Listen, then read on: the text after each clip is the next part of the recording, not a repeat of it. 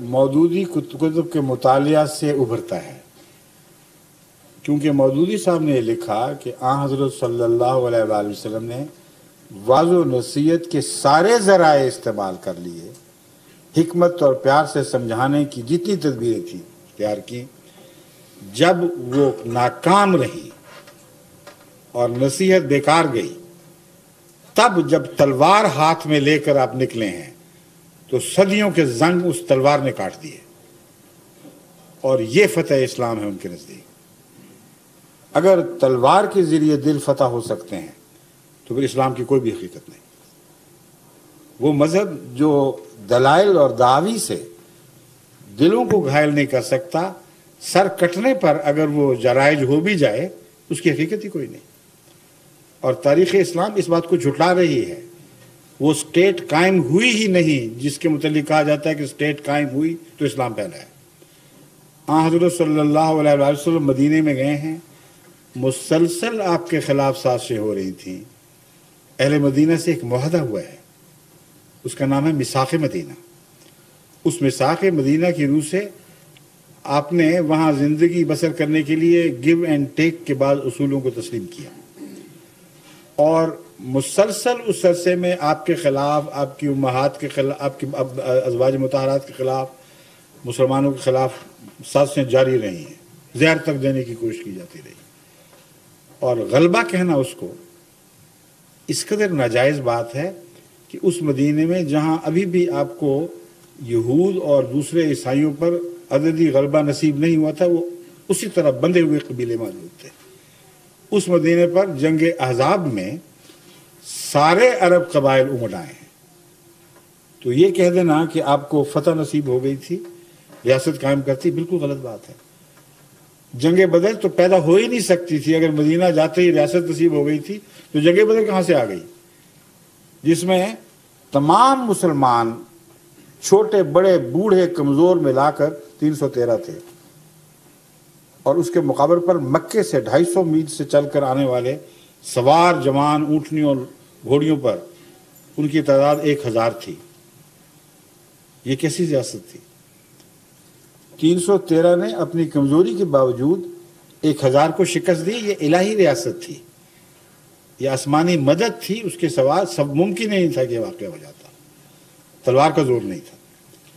پھر اگلی جنگ دیکھیں، جنگ احد، اس میں آن حضرت صلی اللہ علیہ وآلہ وسلم کے مقابل 700 کے مقابل پر 3000 کا لشکر تھا، جم غفیر تھا، اور اس وقت بھی جب جنگ نے پلٹا کھایا ہے تو آپ کی حالت بالکل کمزوری کی تھی، یہاں تک کہ ایک موقع پر اعلان ہوا کہ آپ شہید ہو گئے ہیں۔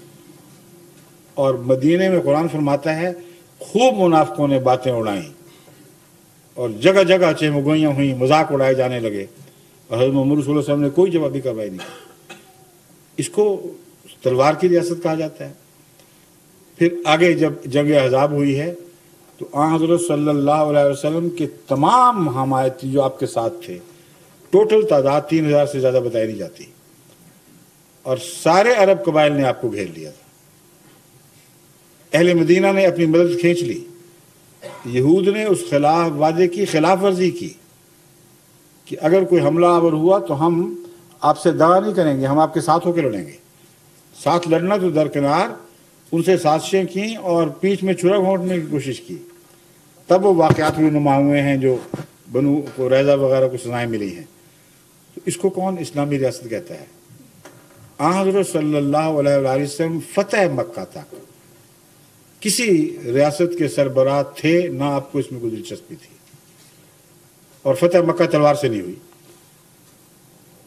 کون سی تلوار تھی جس نے فتح مکہ کی؟ حکم تھا کہ تلوار چلائی نہ جائے، اور خدا کا وعدہ ہے اور ضرور میں فتح کروں گا۔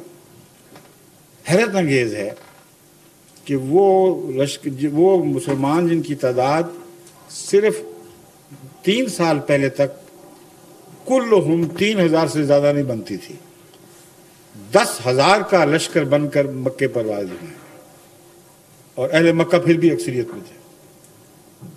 لیکن جیسا کہ خدا کے رسول نے پیشگوئی فرمائی تھی، لڑائی کے ذریعے نہیں، اللہ تعالیٰ کے روب کے ذریعے میں فاتح ہوں گا، چنانچہ تلواریں نہیں چلیں سوائے ایک آدھ کے جو استثنائی واقعات ہوئے ہیں۔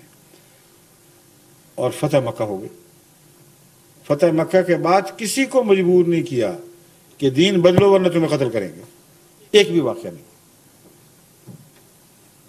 اس لیے یہ جو تصور ہے یہ آپ کے ذہن میں بعض آج کل کے علماء نے غلط ٹھونسا ہوا ہے، جو اسلام کی شان کے منافی ہے، اس کی تائید میں نہیں.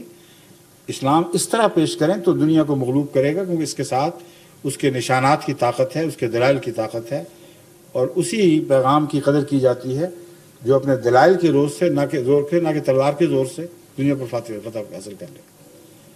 اگر تلوار کی فتح کے کوئی معنی ہیں تو پھر کمیونزم کو اسلام سے بھی بڑی برتری حاصل ہو گئی. اس نے تلوار کے زور سے اس سے زیادہ لوگوں کو سرنگوں کر دیا جن کو اسلام نے کبھی بھی کیا تھا. پھر عیسائیت کا غلبہ مانے، اس غلبے کی حقیقت ہی کوئی نہیں. جو تلوار اور طاقت کے بل بوتے پر ہو، غلبہ وہ جو دلوں کا غلبہ ہو، اور حضرت محمد رسول اللہ صلی اللہ علیہ وسلم کا غلبہ قرآن کا غلبہ اور دلوں کا غلبہ تھا. یہ ہمارا ایمان ہے.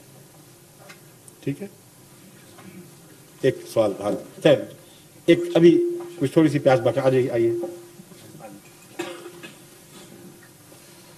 حضور اصل میں میرا سوال لمبا تھا، درمیان میں میرا مقصد یہ نہیں تھا کہ تلوار، میں یہ نہیں ثابت کرنا چاہتا. حکومت میں نے ثابت کر دیا، حکومت یا نفاذ اسلام، وہ رسول اکرم صلی اللہ علیہ وسلم کے نفاذ اسلام بھی نہیں ہوا. میں یہی تو بتا رہا ہوں آپ کو، میں جواب دے چکا ہوں.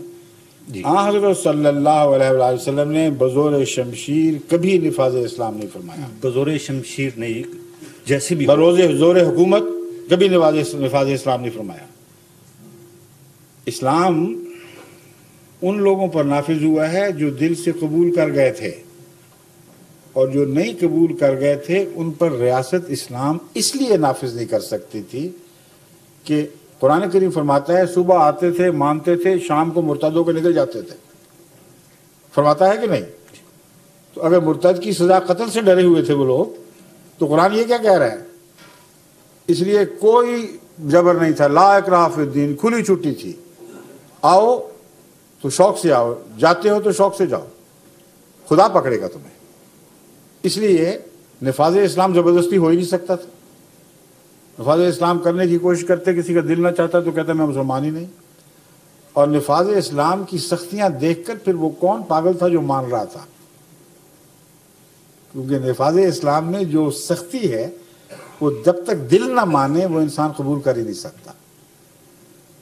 باقی تاریخ تو الجھی ہوئی ہے نا. آج کی تاریخ آپ کے سامنے پاکستان، وہاں نفاذ اسلام ریاست نے قائم کرنے کی کوشش کی تھی کہ نہیں؟ اب یہ کل کا واقعہ ہے.